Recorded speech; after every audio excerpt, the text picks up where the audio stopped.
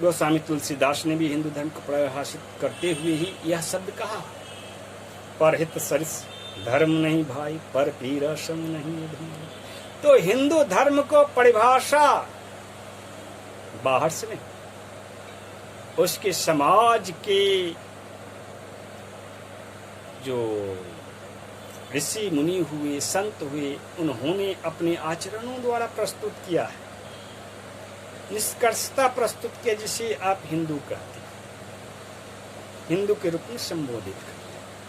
तो यही वो शब्द है जो आपके विभिन्न जातियों को, विभिन्न संप्रदायों में बटे हुए हिंदू धर्म को एक सूत्र में पिरोती है। बाकी धर्मों में भी संप्रदाय हैं, जाति हैं, तो उनको भी उनके जो धर्म का नाम है वो आपको एक सूत्र में बांधते। ईसाई, ईसा मसीह, आपके ईसाइयों में जो जितने आपके संप्रदाय हैं उसको एक लिस्ट करते हैं। मुसलमानों में भी अलग अलग संप्रदाय हैं, अलग अलग जातियां हैं, तो उसको बांधने वाले कौन है? मोहम्मद है, मोहम्मद सारे। तो हिंदू धर्म में संस्कार, चरित्र ही आपको एक सूत्र में बांधती है। वह संस्कार चरित्र क्या है? हिनोति च दवते च तथैव हितं ति हिंदू, हिताय द्विते दवते दुनोते ति हिंदू। हिंदू मने हितैषी, परमार्थी बनो, यही हिंदू धर्म सिखलाता है एक सूत्र में।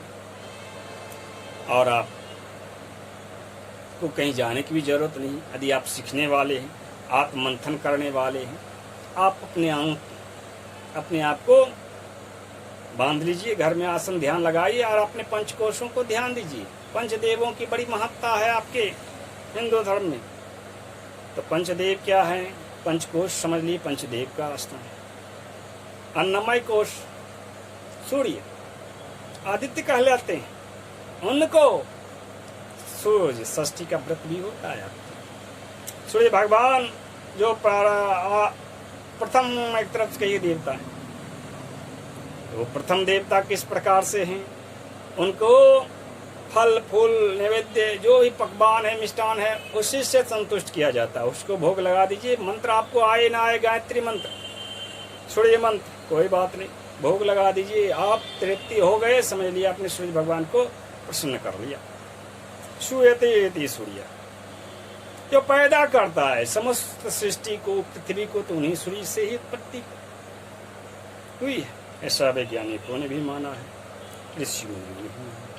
यह अन्नमय कोश को तृप्त कीजिए, ब्रह्म भोज हो जाएगा आपका पूर्ण। दूसरा प्राणमय कोश, आद्य गुरु रुद्र ने प्राणों की प्रतिष्ठा प्रकृति में जो आपके विभिन्न प्रकार की आप देख रहे हैं, अक्षर ब्रह्म के रूप में वृक्ष खड़े हैं, पुष्प खड़े हैं, खिल रहे हैं, फल, उनको आपको अक्षर ब्रह्म के रूप में, वरमाला के रूप में पिरो करके प्रस्तुत कर दिया गया।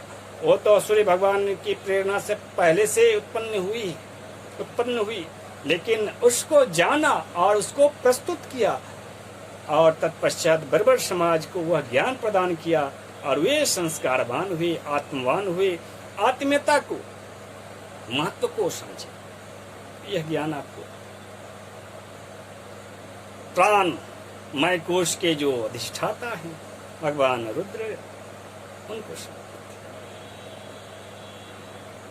मनोमय कोश, ये जान लीजिए 5 कोश यानी कि 5 प्रकार की आकाश। एक आकाश से दूसरे आकाश में गए तो आपका ये जो माया है संसार की, वो बदल जाती है। तो प्राणमय कोश से मनोमय कोश की ओर चलते हैं, ब्रह्मा का शासन आरंभ होता है। मन से प्राण में गए तो ब्रह्मा से रुद्रलोक में पहुंच गए, ब्रह्मलोक से रुद्रलोक में पहुंच गए।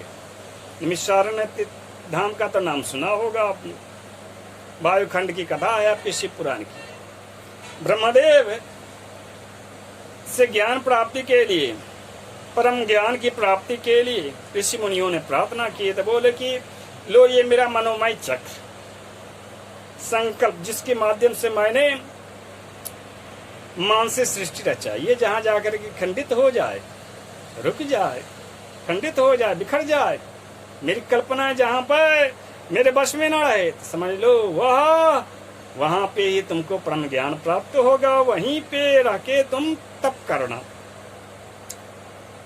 तो वह कहाँ खंडित हुआ? निमिषाराम धाम में, वहां पर शिवलोक की सत्ता। तो निमिष भर के लिए वहीं पे ब्रह्मा का जो मन है ना, सृष्टि रचते रचते अस्थिर हो गया था। नारद जी भी वहीं पे अस्थिर हुए थे, मन भटकते भटकते। तो रुद्र लोक, प्राणमय लोक, तो मनोमय लोक हो गया ब्रह्मलोक, जहाँ के माध्यम से अब तरह अपनी कल्पनाओं को है ना नित्य नवीनता प्रदान करते हैं, अपने संस्कारों के अनुरूप। सात्विक राशिक तामसिक जिस प्रकार की भावना आपके अंदर प्रबल होती है, बहिर्मार्गों से उस अनुरूप अपने ज्ञान के माध्यम, ज्ञान है रुद्र की कृपा आप में है, तो आप ज्ञान के माध्यम से उसे सात्विक बना लेते हो। नहीं तो महर्षि वेद व्यास की तरह आप भी कहोगे कि जो यह सृष्टि चल रही है वह तमस से अहंकार के कारण, तमस से अहंकार जो है ना, उसके कारण जो वैकारिक सृष्टि चल रही है। द्वितीय स्कंद में है आपके 11वां अध्याय भागवत पुराण की, उसकी है कथा ये 10वां 11वां में ब्रह्मा के माध्यम से प्रस्तुत किया है। ये जो सृष्टि है आपके वैकारिक सृष्टि है, ऐसा उन्होंने कहा, क्योंकि उनका संकल्प ये था कलयुग की स्थापना करना। तो आप भी वही कहिएगा। तो संस्कार होती है, आपके संस्कार आपके मन पे निर्भर कर आपके मन को अपनी आपकी मानसिकता को प्रस्तुत करता है, उसको उस दिशा में ले जाता है। यदि आप सात्विक हैं तो आप यही कहिएगा अपने आत्मबोध के आधार पे कि सात्विक सृष्टि भी होती है। जिस प्रकार से अपराधी अपराध तंत्र की रचना करता है, उसी प्रकार से आपके जो राजा है, राज चलाने वाला है, वो राज ये तंत्र की स्थापना करता है। जो ऋषि है, मुनि है, सात्विक है, देवता है, वह सात्विक तंत्र की स्थापना करता है। उसी के और उस तंत्र में आप यदि सहभागी हुए, इसमें प्रवेश किए, तो आपकी मनोवृत्ति उसी अनुरूप हो जाएगी, उसी तरह का आप विकर्ण होने लगेगा और उसी प्रकार की सृष्टि के आप एक तरह से कि अवयव बन जाए। तो मनोमय कोश से ऊपर चलते हैं विज्ञानमय कोश। कण कण में है भगवान, भगवान वासुदेव वासम करोति यत्र तत्र सर्वत्र वासुदेवः कथ्यते।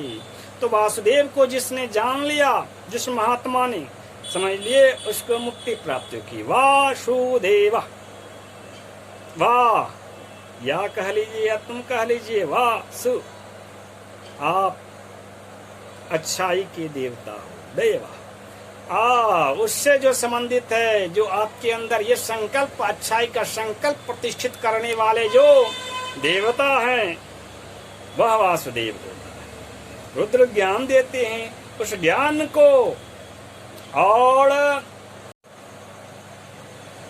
भगवान वासुदेव ने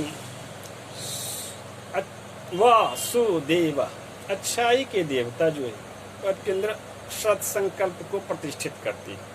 यदि आप सत्संकल्पवान है तो समझ लिए वासुदेव के शरण में जा रहे हैं और अंतिम जन्म आपका वासुदेवमय हो जाता है। ऐसा गीता का श्लोक है।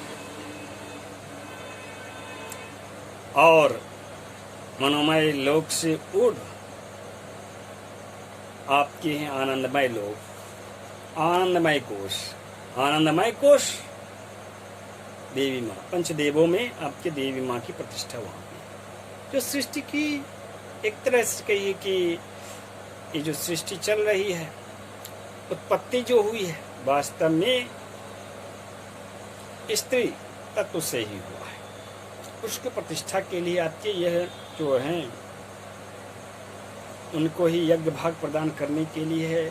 संसार में दो प्रकार की योनियां, योनियां हैं, एक तरह से दो प्रकार के लिंग, लैंगिक है ना, की उत्पत्ति हुई है। पुरुष लिंग, पुल्लिंग और स्त्रीलिंग, नपुंसक लिंग ही होती।